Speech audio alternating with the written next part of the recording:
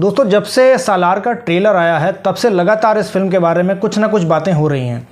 काफ़ी लोगों का कहना यह है कि फ़िल्म जो है ये केजीएफ से रिलेटेड नहीं है, यानी कि केजीएफ का यूनिवर्स का हिस्सा नहीं है, जैसे कि प्रशांत नील ने अभी 3 से 4 दिन पहले क्लियर कर दिया था। जो लोगों को काफ़ी उम्मीदें थी कि ये केजीएफ का पार्ट है, वो उम्मीदें उनकी टूटी हैं। दूसरी बात कि ये उग्रम का रीमेक है, ये भी क्लियर हो चुका है। काफ़ी लोगों का कहना है, अब ये है या नहीं है ये नहीं पता, लेकिन बहुत से लोगों का कहना है कि उग्रम का रीमेक है ये। और इससे फिल्म की हाइप को बहुत फ़र्क पड़ा है। जो ट्रेलर आया है, ट्रेलर उतना कनेक्ट नहीं किया लोगों के साथ, तो फिल्म की जो इतनी हाइप थी वो गिरी है। तो मैं ये कहता हूँ कि ऐसा कुछ भी नहीं है। बताऊँगा आपको 5 पॉइंट से। इससे पहले रिक्वेस्ट है कि चैनल को अभी तक सब्सक्राइब नहीं किया है तो प्लीज़ चैनल को सब्सक्राइब कर लीजिएगा और बेल आइकन ज़रूर दबाइएगा ताकि सारे नोटिफिकेशंस आपको हमारे वीडियो के लगातार मिलते रहें। तो जैसा कि इसके ट्रेलर के बारे में काफ़ी चर्चा हो रही है, तो पहला पॉइंट ये है कि ये केजीएफ का यूनिवर्स का हिस्सा नहीं है, ये कहा जा रहा है। तो मैं ये कहूँगा कि अगर ये केजीएफ यूनिवर्स का हिस्सा नहीं भी है तो उसमें क्या दिक्कत है, लेकिन लोगों ने इसको अपने तरीके से ही केजीएफ यूनिवर्स का हिस्सा बना दिया। वो कैसे? जब ये टीज़र लॉन्च हुआ था 6 जुलाई 5:12 पे सालार का ट्रेलर ड्रॉप हुआ था, और ये वही टाइम था जब केजीएफ चैप्टर 1 में यश जिस जहाज़ पर जा रहा होता है उस जहाज़ में एक घड़ी लगी होती है। उस घड़ी में टाइम था 5:12 और वहीं पर ये फिल्म ख़त्म होती है। तो लोगों ने ये थ्योरी बना ली कि ये जो सालार है ये वहीं से स्टार्ट होती है और केजीएफ यूनिवर्स का ये पार्ट है। तो ये एक स्टोरी थी। दूसरी स्टोरी ये बनाई गई कि जो इसका सेट है वो केजीएफ का ही सेट है जहाँ इसकी शूटिंग हो रही है, तो ये केजीएफ का हिस्सा हो सकता है।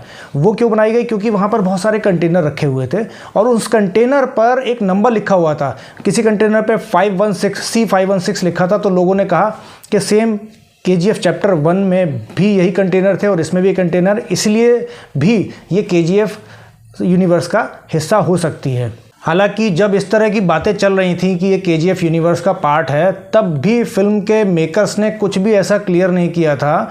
ये उन्होंने एक गलती करी थी। हो सकता है फिल्म की हाइप को बनाने के लिए उन्होंने कुछ भी इसके बारे में कहना ज़रूरी नहीं समझा होगा, और वो फिल्म का जो ट्रेलर ड्रॉप हुआ है उससे 3 दिन पहले उन्होंने क्लियर किया कि केजीएफ यूनिवर्स का पार्ट नहीं है। तो ये एक मेकर्स की मुझे लगता है एक छोटी सी गलती थी, लेकिन उसको नज़रअंदाज कर दिया जा सकता है। जो दूसरी इसके बारे में रूमर्स फैल रहे हैं वो ये कि ये उन्हीं की कन्नड़ा फिल्म उग्रम का रीमेक है। अब अगर उग्रम का रीमेक है भी तो रीमेक फिल्में तो इससे पहले भी बनी है, उससे कोई किसी को दिक्कत नहीं हुई है, रीमेक बने हैं और हिट भी हुए हैं।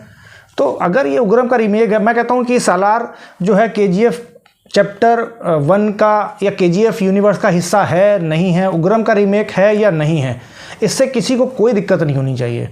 हालांकि प्रशांत नील ने अपने एक इंटरव्यू में ये भी कहा था कि उग्रम का रीमेक नहीं है, मगर उससे इंस्पिरेशन, उनसे थोड़े बहुत टच उग्रम का इसमें देखने को, मेरी आगे आने वाली सारी फिल्मों में देखने को मिल सकता है। इसके अलावा लोग ये कह रहे हैं कि इस ट्रेलर ने इस फिल्म की हाइप को कम किया है, जो उतना कनेक्ट नहीं किया ये ट्रेलर। जो हम सोच रहे थे कि इसकी हाइप बनेगी, मगर वो टीज़र के हिसाब से ट्रेलर उतना दमदार नहीं निकला। जहां फिल्म की हाइप का सवाल है तो ज़रूरी नहीं है कि ट्रेलर अगर उतना बेहतरीन नहीं बना तो फिल्म भी अच्छी नहीं होगी। और इसका एक सीधा सीधा उदाहरण मैं आपको बता सकता हूँ, इसी साल की एक वाहियात फिल्म आदि पुरुष का एग्जाम्पल देकर। उसका भी हाइप बहुत ज़बरदस्त था, उसका भी इंतज़ार था, लोगों को क्रेज़ था एक कि रामायण पर हमको एक फ़िल्म देखने को मिलेगी। लेकिन जिस दिन वो फिल्म रिलीज़ हुई थी, हालांकि पहले दिन तो उसने बम्पर ओपनिंग की थी, मगर जब पब्लिक ने देखा कि पूरा खिलवाड़ किया गया, रामायण तो है ही नहीं उसमें, तब जो पब्लिक ने गरियाया है, उसके बाद जो वो फिल्म लगातार ड्रॉप होती गई है, तो उसकी हालत सबको पता है। इसके अलावा लेटेस्ट एग्जाम्पल आपके सामने है टाइगर 3। यशराज की मार्केटिंग स्ट्रैटेजी में कोई कमी नहीं थी, प्रमोशन में कोई कमी नहीं थी, हर चीज़ बढ़िया थी, कुछ ना कुछ रोज़ नया आ रहा था फिल्म से जुड़ा हुआ, और फिल्म आई और फिल्म ने 2 से 3 दिन में अच्छा बिज़नेस किया, लेकिन उसके बाद लगातार वो बिज़नेस उसका डाउन होता रहा। हालांकि पर्सनली अगर मुझसे पूछा जाए तो फिल्म मुझे इतनी बेकार नहीं लगी, फिल्म मुझे पसंद आई है। कई लोगों को पसंद आई है, कई लोगों को पसंद नहीं भी आई है, तो वो तो एक पैमाना नहीं है फिल्म को अच्छी बुरी कहने का, लेकिन हाँ उसको नुकसान पहुंचा है।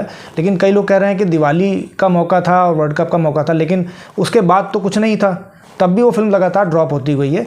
तो एक हाइप क्रिएट की गई थी उस फिल्म की, लेकिन वो उतना परफॉर्म नहीं कर पाई। तो हाइप अगर अच्छी है, हाइप कम है तो फिल्म हिट या फ्लॉप होगी, वो उसका पैमाना नहीं है बिल्कुल भी।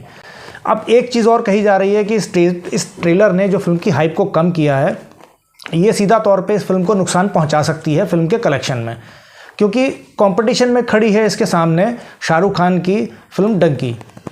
तो मैं यहाँ पर एक ही बात बोलूँगा कि जब फिल्म रिलीज़ होगी तब तक इंतज़ार करिए। फिल्म का अगर कंटेंट अच्छा होगा तो फिल्म ज़रूर चलेगी। कंटेंट में अगर दम नहीं है तो चाहे जितनी मर्जी हाइप क्रिएट कर लीजिए, उसमें कोई फ़ायदा नहीं होगा, फिल्म फ्लॉप होनी ही होनी है। और जहाँ तक मैं समझता हूँ कि प्रशांत नील ने कुछ बेहतरी सोच रखा होगा। 400 करोड़ रुपए का बजट लगाकर वो मजाक तो नहीं होने देंगे इस फिल्म के साथ में। जहाँ KGF चैप्टर 1 का 100 करोड़ का बजट था, वहाँ उसकी कमाई 1200 करोड़ वर्ल्ड वाइड थी। खाली इंडिया नेट से 850 करोड़ रुपए उस फिल्म ने अर्न किए थे। और यहाँ 400 करोड़ का बजट लगाना कोई मजाक बात नहीं है। फिल्म अच्छी होगी ऐसा मुझे उम्मीद है पूरी।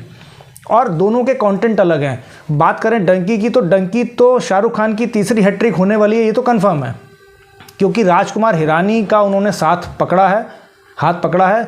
और राजकुमार हिरानी वो डायरेक्टर हैं जिन्होंने आज तक फिल्म फ्लॉप कोई दी नहीं है, और कंटेंट वो हिट ही लेकर आते हैं। फ्लॉप कंटेंट पर तो वो हाथ ही नहीं रखते। तो ये राजकुमार हिरानी की फिल्म जो है वो ब्लॉकबस्टर होने वाली है, ये भी फिक्स है। और शाहरुख खान की हैट्रिक होने वाली है, ये भी पक्का है। अब बात करते हैं सालार की। सालार को अच्छा रिस्पॉन्स कैसे मिलेगा उस पर भी आते हैं।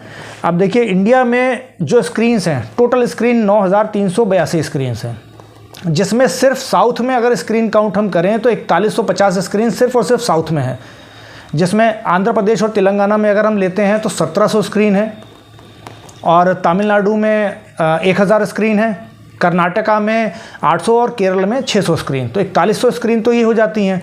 तो जब साउथ का सुपरस्टार है और साउथ में इतनी आधी से ज़्यादा आधी स्क्रीन्स लगभग साउथ में हैं, तो ऐसा तो हो नहीं सकता कि साउथ ही अपने सुपरस्टार को रिस्पॉन्स ना दे। अभी आपने लेटेस्ट एग्जाम्पल देखा है संदीप रेड्डी वांगा का एनिमल का, जो साउथ में और ख़ासतौर से तेलुगु में जो उस फिल्म को रिस्पॉन्स मिला है वो इससे पहले मैंने नहीं देखा। रीज़न ये था कि संदीप रेड्डी वांगा साउथ से बिलोंग करते हैं और फिल्म की हीरोइन रश्मिका मंदाना भी साउथ से ही हैं। तो जब इनको सपोर्ट मिल सकता है तो साउथ में प्रभास का तो इतना स्टारडम मजबूत है, तो वो तो फिल्म वहाँ पर तो ज़बरदस्त कमाएगी। इसके अलावा ओवरसीज़ भी सालार के पास है काफ़ी, तो सालार को कोई नुकसान नहीं होने वाला। और नॉर्थ बेल्ट में भी प्रभास के फ़ैन बेस बहुत मजबूत हैं, तो फिल्म को कोई नुकसान नहीं पहुंचेगा, फिल्म ठीक करेगी। आप मेरी बात से कितना सहमत हैं कमेंट ज़रूर करिएगा। वीडियो अच्छा लगा हो तो लाइक और शेयर करिएगा। मिलते हैं नेक्स्ट वीडियो में, आज के लिए इतना ही। जय हिंद।